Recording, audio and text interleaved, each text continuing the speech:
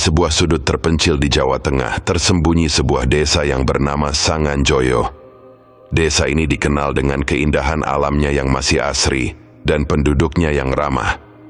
Namun, di balik senyum manis dan keramahan warga, tersimpan sebuah rahasia kelam yang tak banyak diketahui orang luar. Rahasia itu terkunci rapat di dalam sebuah rumah klasik yang telah berdiri selama beberapa generasi. Rumah peninggalan kakek Broto.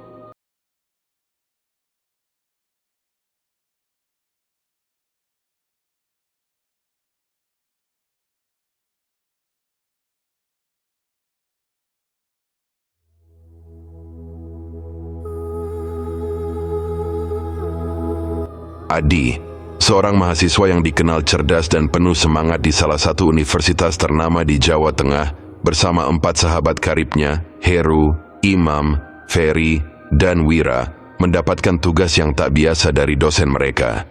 Mereka ditugaskan untuk melaksanakan kuliah kerja nyata, KKN, di sebuah desa terpencil bernama Sanganjoyo.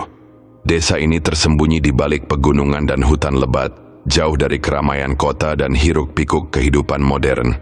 Ingat, kita harus bisa beradaptasi dengan cepat, kata Adi kepada teman-temannya saat mereka bersiap untuk berangkat.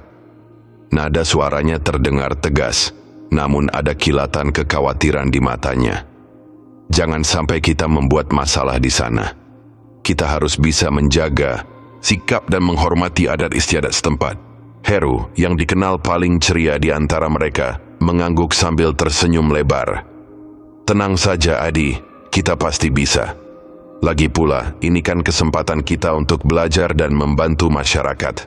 Namun, Imam yang lebih peka terhadap perubahan suasana, merasakan ada sesuatu yang berbeda dari biasanya.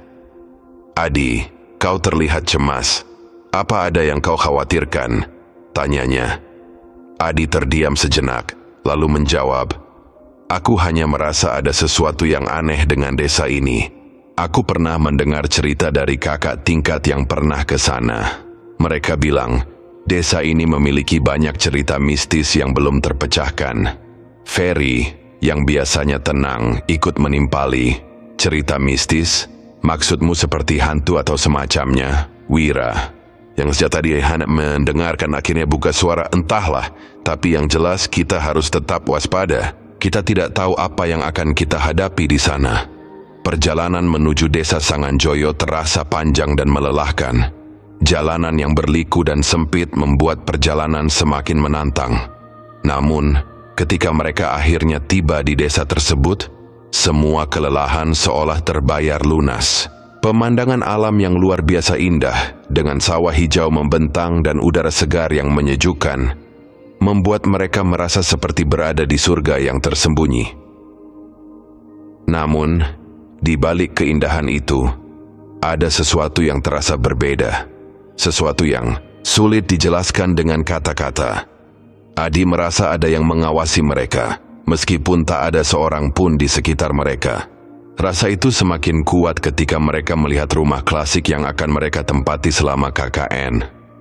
Rumah itu terlihat megah dan elegan, namun ada aura misterius yang mengelilinginya. Baiklah, kita harus siap menghadapi apapun yang terjadi, kata Adi dalam sehati, sambil menguatkan tekadnya. Ia tahu perjalanan ini tidak akan mudah, dan ia harus siap menghadapi segala kemungkinan. Desa Sanganjoyo, dengan segala pesona alamnya, memang tampak seperti surga yang terlupakan. Pepohonan rindang menjulang tinggi, menaungi jalan setapak yang berkelok-kelok, sementara suara gemericik air sungai yang jernih memecah keheningan, menciptakan melodi alam yang menenangkan. Di pagi hari, kabut tipis menyelimuti desa, menambah kesan magis yang sulit dilukiskan dengan kata-kata. Warga desa, dengan keramahan yang tulus, selalu menyambut setiap pendatang dengan senyum hangat dan sopan santun yang khas. Anak-anak gadis desa dengan wajah polos dan tawarnya menjadi daya tarik tersendiri yang membuat setiap pengunjung merasa diterima dan dihargai. Namun, di balik semua keindahan dan keramahan itu, tersembunyi sesuatu yang tak terkatakan, sesuatu yang hanya bisa dirasakan oleh mereka yang peka terhadap perubahan energi di sekitar mereka. Ada hembusan angin yang tiba-tiba terasa dingin menusuk tulang, meskipun matahari bersinar terik. Ada bayangan yang bergerak cepat di sudut mata, namun ketika diperhatikan lebih seksama, tak ada apa-apa di sana. Ada bisikan-bisikan halus yang terdengar di telinga, namun kata-katanya tak jelas dan tak bermakna. Malam hari, ketika desa terbenam dalam kegelapan, suasana berubah drastis. Suara serangga malam yang biasanya terdengar merdu, kini terdengar seperti jeritan kesakitan. Angin yang bertiup kencang terdengar seperti tangisan pilu yang berasal dari tempat yang jauh. Dan di kejauhan, di antara pepohonan yang gelap, sesekali terlihat cahaya redup yang bergerak perlahan, seolah-olah ada yang berjalan tanpa tujuan. Warga desa yang telah lama tinggal di sini telah belajar untuk hidup berdampingan dengan kekuatan-kekuatan tak kasat mata ini. Mereka tahu ada batas tipis antara dunia nyata dan dunia gaib, dan di Sanganjoyo, batas itu sering kali kabur. Mereka telah diajarkan untuk tidak mengganggu apa yang tidak terlihat, dan berharap bahwa apa yang tidak terlihat juga tidak akan mengganggu mereka. Namun, bagi Adi dan teman-temannya yang datang dari luar desa, semua ini adalah hal baru yang membingungkan dan menakutkan. Mereka tidak tahu apa yang harus mereka lakukan atau bagaimana mereka harus bersikap. Yang mereka tahu hanyalah mereka harus tetap waspada dan siap menghadapi apapun yang mungkin terjadi. Setelah menempuh perjalanan panjang yang melelahkan, Adi dan teman-temannya akhirnya tiba di desa Sanganjoyo. Mereka disambut oleh warga desa dengan ramah dan hangat, namun ada sesuatu yang terasa berbeda dari keramahan itu. Sesuatu yang sulit dijelaskan dengan kata-kata, tetapi dapat dirasakan oleh mereka yang peka terhadap energi di sekitar. Mereka kemudian diantar ke sebuah rumah klasik yang berdiri megah di tengah desa. Rumah itu milik kakek Broto, seorang tokoh terkemuka di desa yang telah meninggal beberapa tahun lalu. Rumah itu terlihat begitu elegan dan megah, dengan arsitektur yang kental dengan nuansa tempo dulu. Pilar-pilar tinggi menjulang, sementara ukiran-ukiran kayu yang halus menghiasi setiap sudut rumah. Namun, di balik kemegahan itu ada sesuatu yang terasa janggal. Ini tempat yang luar biasa, kata Ferry sambil mengagumi arsitektur rumah yang begitu memesona. Sepertinya kita akan tinggal di istana selama di sini. Namun Adi merasa ada yang tidak beres. Sejak pertama kali menginjakkan kaki di rumah itu, ia merasakan sesuatu yang aneh. Ada hawa dingin yang tiba-tiba menyergap, meskipun matahari bersinar terik di luar. Ada bisikan-bisikan halus yang terdengar di telinga, namun kata-katanya tak jelas dan tak bermakna. Ada bayangan yang bergerak cepat di sudut mata, namun ketika diperhatikan lebih seksama, tak ada apa-apa di sana. Ada yang aneh dengan rumah ini, gumam Adi dalam hati. Ia mencoba mengabaikan perasaan itu, namun semakin ia mencoba, semakin kuat. Rasa itu terasa Heru, yang tak menyadari kegelisahan Adi, sibuk mengagumi setiap detail rumah. Lihat saja ukiran-ukiran ini, luar biasa sekali. Kakek Broto pasti orang yang sangat kaya dan berpengaruh di desa ini. Imam, yang lebih peka terhadap suasana, ikut merasakan ada yang tidak beres. Aku merasa ada yang aneh dengan rumah ini, katanya perlahan. Sepertinya kita harus berhati-hati. Ferry, yang biasanya tenang, mulai merasa tidak nyaman. Kalian merasa ada yang aneh juga kan? Aku merasa seperti ada yang mengawasi kita. Wira, yang sejak tadi hanya mendengarkan, akhirnya buka suara. Aku rasa kita harus tetap waspada. Kita tidak tahu apa yang akan kita hadapi di sini. Malam itu mereka memutuskan untuk tidur lebih awal, berharap rasa tidak nyaman itu akan hilang setelah beristirahat. Namun malam itu menjadi malam yang panjang dan penuh kegelisahan. Suara angin yang bertiup kencang terdengar seperti tangisan pilu, sementara bayangan-bayangan gelap terlihat bergerak di luar jendela. Adi terbangun berkali-kali, merasa ada yang tidak beres, namun ia tidak tahu persis apa itu. Matahari perlahan merangkak naik, menyinari desa Sanganjoyo dengan cahaya keemasan yang hangat. Hari baru dimulai, dan Adi serta teman-temannya bersiap untuk menjalankan tugas mereka.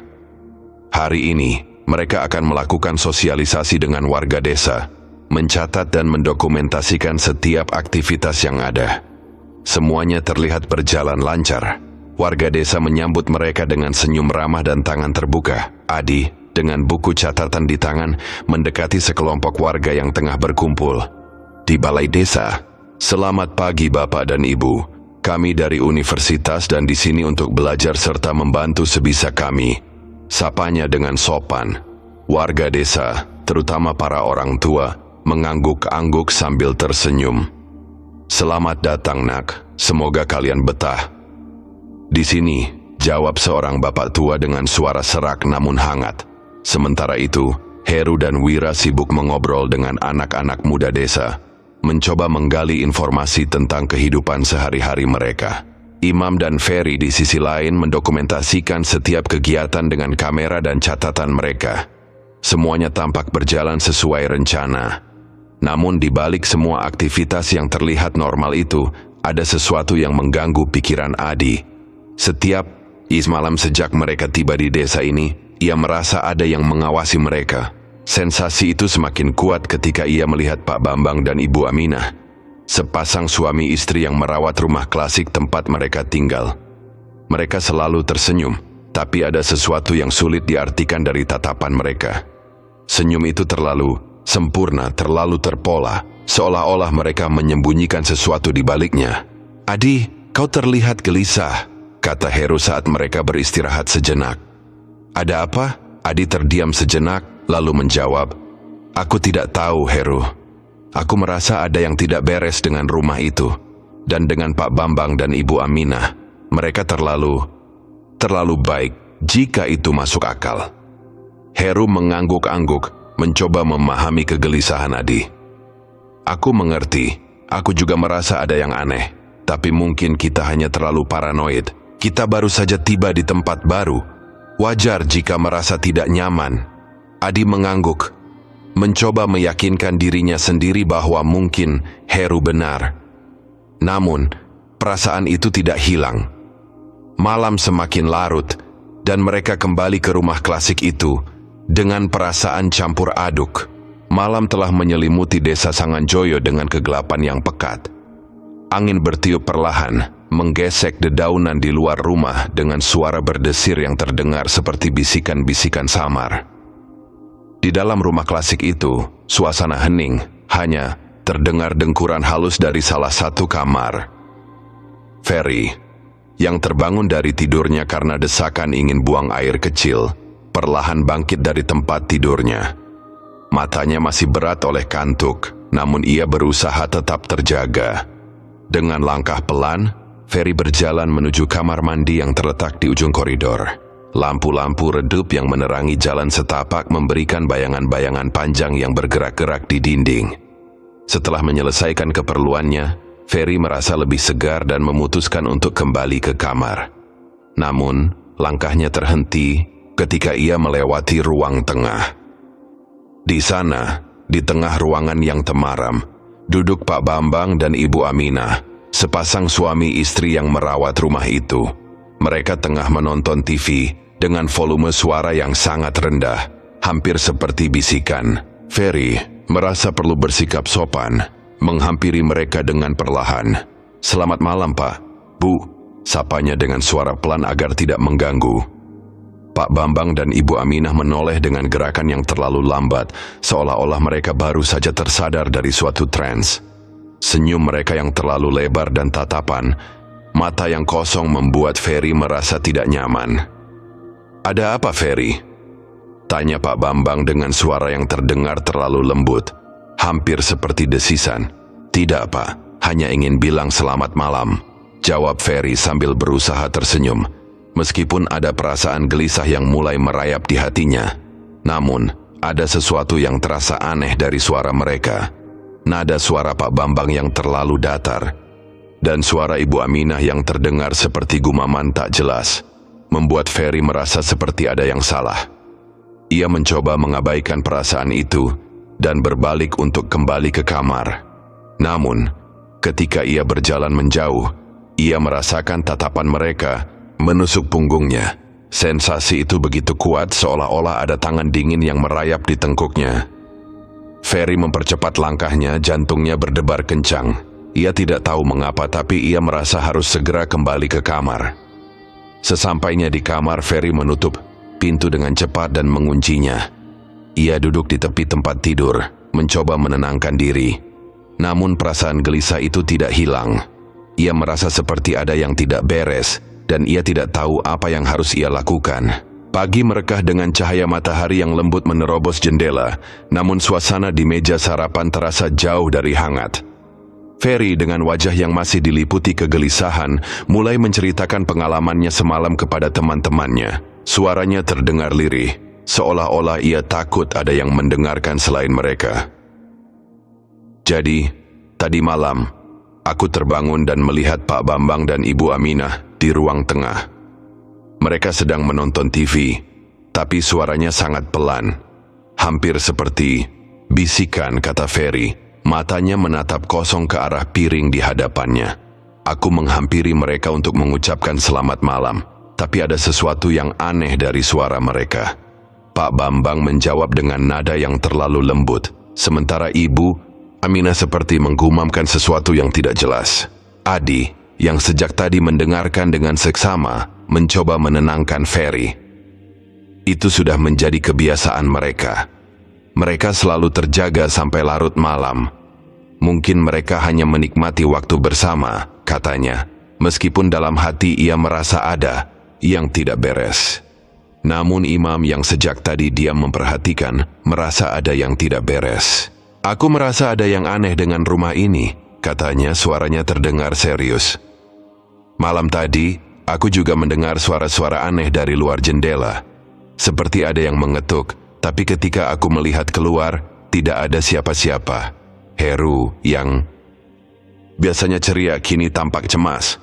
Aku juga merasa ada yang mengawasi kita. Setiap kali aku berada di kamar mandi, aku merasa seperti ada yang mengintip.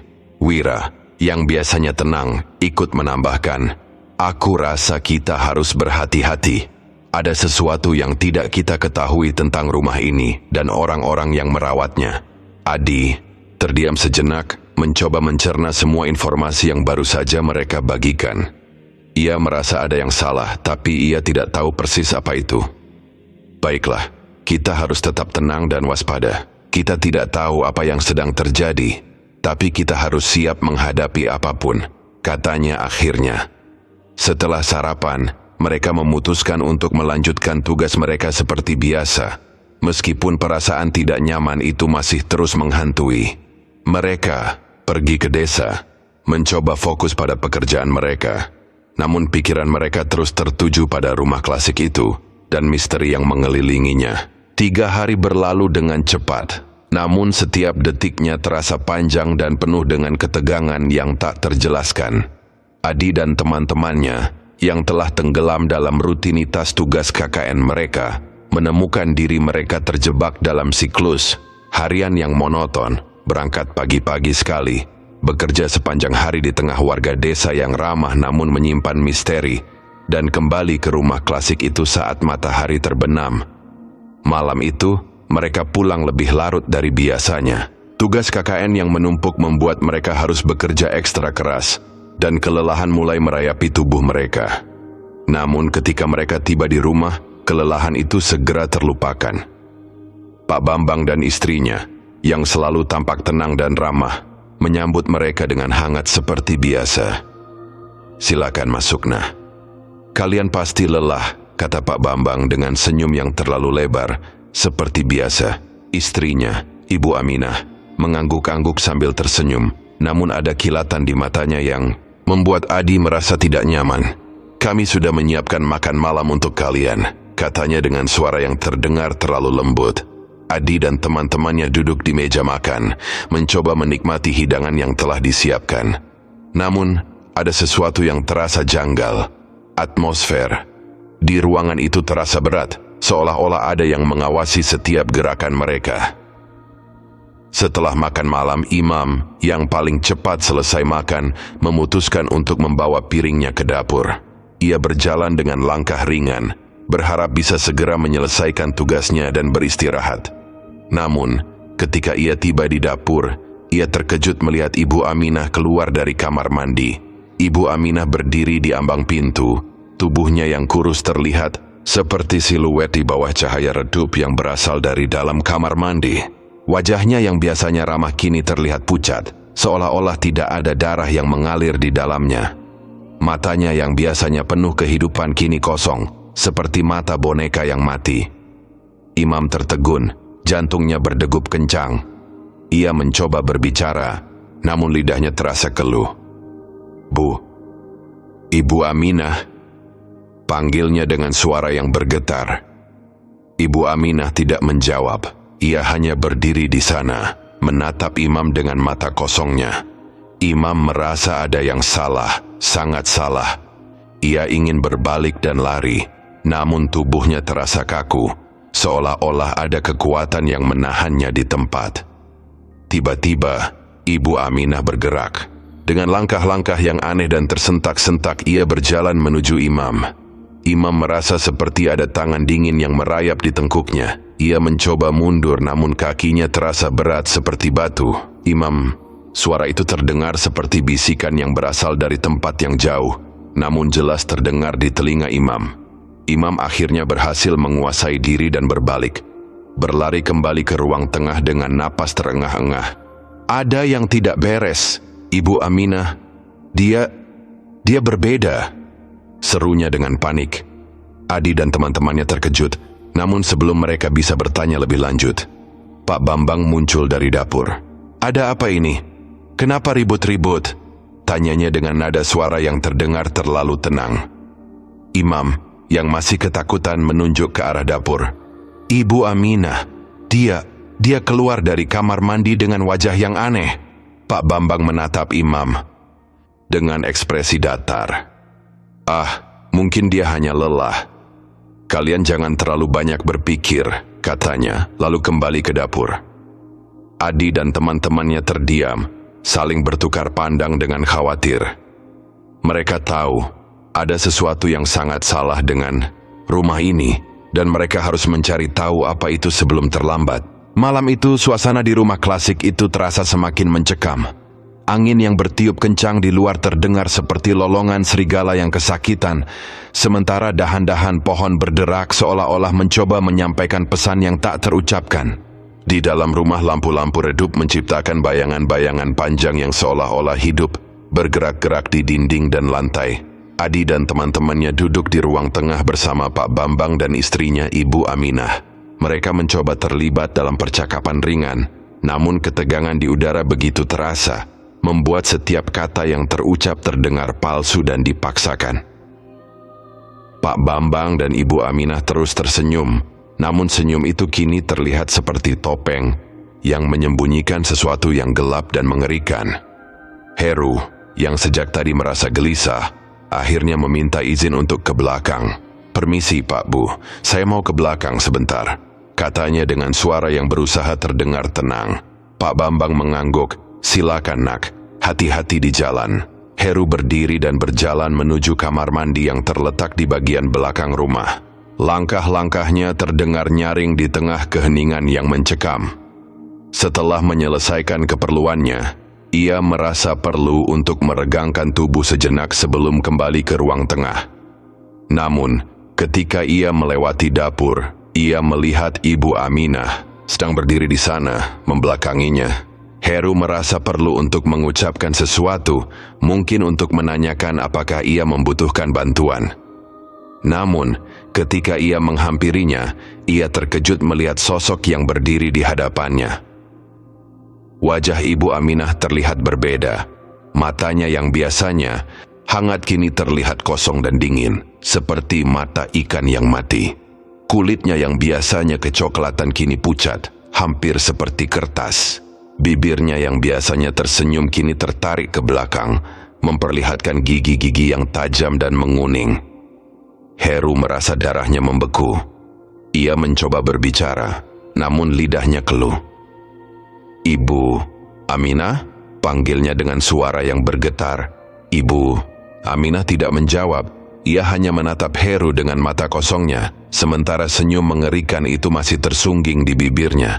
Heru merasa seperti ada tangan dingin yang merayap di tengkuknya. Ia ingin berbalik dan lari, namun tubuhnya terasa kaku, seolah-olah ada kekuatan yang menahannya di tempat. Tiba-tiba, Ibu Aminah bergerak. Dengan langkah-langkah yang aneh dan tersentak-sentak, ia berjalan menuju Heru.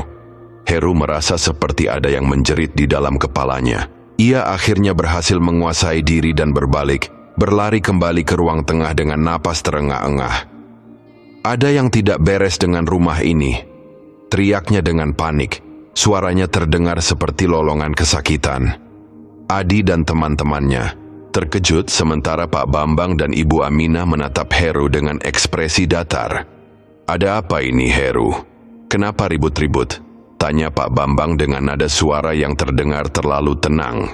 Heru, yang masih ketakutan, menunjuk ke arah dapur. "Ibu Aminah, dia berbeda. Wajahnya mengerikan," serunya. Pak Bambang menatap Heru dengan ekspresi yang sulit diartikan. Mungkin kau hanya terlalu lelah. Kalian jangan terlalu banyak berpikir," katanya, lalu kembali duduk. Dengan tenang, Adi, yang merasa ada yang tidak beres, segera berdiri. "Kita harus pergi dari sini sekarang," katanya dengan tegas. Teman-temannya, yang juga merasa cemas, segera mengangguk setuju. Mereka bergegas mengemasi barang-barang mereka. Sementara Adi terus mengawasi Pak Bambang dan Ibu Aminah dengan waspada. Malam yang panjang dan penuh ketegangan itu akhirnya berganti menjadi pagi yang muram. Cahaya matahari yang seharusnya membawa harapan baru, kini hanya terasa dingin dan tak bersahabat. Heru, dengan mata yang bengkak karena kurang tidur dan wajah yang pucat pasi, menceritakan kembali pengalamannya semalam kepada Adi dan teman-temannya. Dia, Ibu Aminah, wajahnya berbeda, kata Heru dengan suara bergetar, berusaha menggambarkan sosok yang dilihatnya di dapur. Matanya kosong seperti orang mati, dan senyumnya, itu bukan senyum manusia.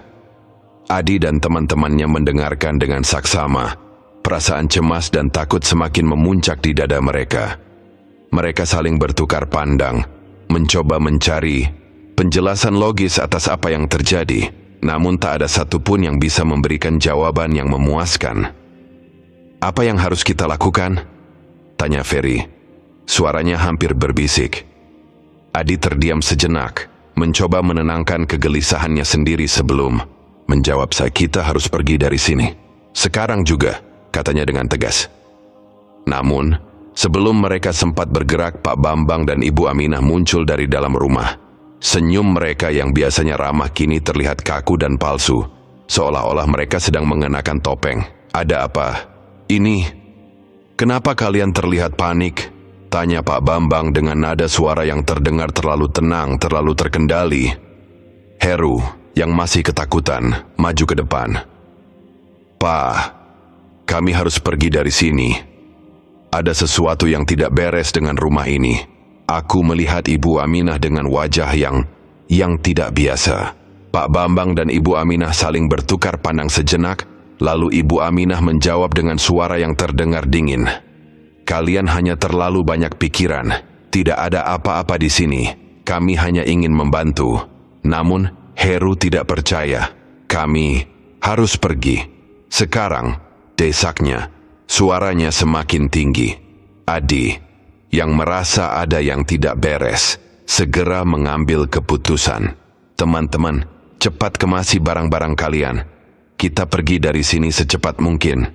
Teman-temannya, yang juga merasa cemas, segera bergerak cepat. Mereka bergegas ke kamar masing-masing, memasukkan barang-barang ke dalam tas dengan terburu-buru. Sementara itu Adi terus mengawasi Pak Bambang dan Ibu Aminah dengan waspada, merasa ada yang tidak beres dengan pasangan itu. Ketika Adi dan teman-temannya bersiap untuk melangkah keluar dari rumah klasik itu, ketegangan di udara begitu pekat hingga hampir bisa dirasakan secara fisik. Tiba-tiba, suara mesin mobil memecah keheningan yang mencekam. Mereka menoleh dan melihat sebuah mobil berhenti tepat di hadapan mereka.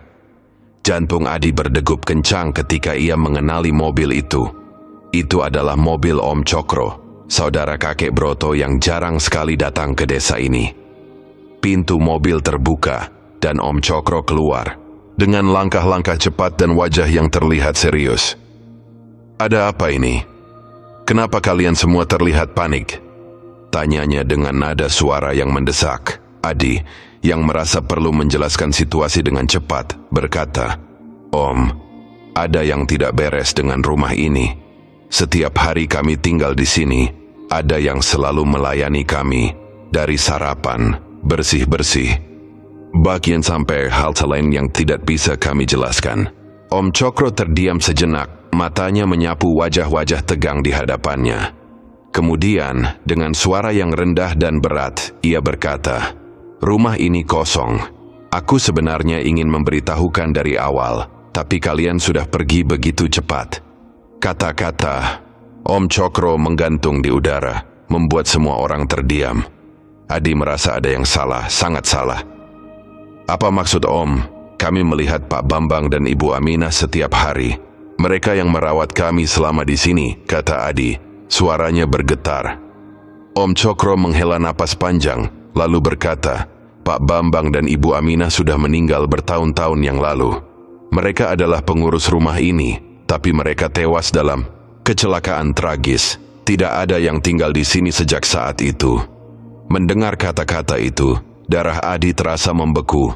Ia menoleh ke arah teman-temannya, yang juga terlihat syok dan bingung. Tapi kami berbicara dengan mereka. Kami melihat mereka setiap hari," kata Ferry dengan suara yang hampir berbisik. Om Cokro menggelengkan kepala dengan sedih. "Kalian telah menjadi korban dari kekuatan yang ada di rumah ini. Kekuatan yang telah lama terkunci di dalamnya. Aku seharusnya memperingatkan kalian, tapi aku pikir kalian akan baik-baik saja selama tidak mengganggu apa yang ada di dalam." Adi merasa mual. Ia tidak bisa percaya bahwa selama ini mereka telah hidup berdampingan dengan hantu-hantu yang tidak mereka ketahui. "Apa yang harus kita lakukan sekarang?" tanya Adi, suaranya terdengar putus asa. Om Cokro menatap Adi dengan serius. "Kalian harus pergi dari sini, sekarang, dan jangan pernah kembali. Rumah ini harus tetap kosong. Itu satu-satunya cara untuk menjaga agar kekuatan itu tidak menyebar." Dengan perasaan campur aduk, Adi dan teman-temannya segera masuk ke dalam mobil Om Cokro. Mereka meninggalkan rumah itu dengan cepat, merasa lega namun masih diliputi kecemasan. Ketika mobil mulai bergerak, Adi menoleh ke belakang dan melihat rumah itu untuk terakhir kalinya. Rumah yang terlihat megah dan elegan itu kini terlihat seperti penjara yang gelap dan mengerikan. Adi dan teman-temannya akhirnya berhasil keluar dari rumah klasik itu. Namun mereka tahu, mereka tidak akan pernah melupakan pengalaman mengerikan yang mereka alami di desa Sanganjoyo. Mereka menyadari bahwa ada kekuatan-kekuatan gelap yang tersembunyi di balik senyum manis dan keramahan palsu. Dan mereka berjanji, mereka akan selalu waspada, karena mereka tahu, di dunia ini, ada hal-hal yang tidak bisa dijelaskan dengan logika manusia. Cerita ini mengajarkan kita bahwa tidak semua yang terlihat baik itu benar-benar baik. Ada misteri dan kekuatan yang tersembunyi di balik permukaan, dan kita harus selalu siap menghadapi apapun yang mungkin terjadi.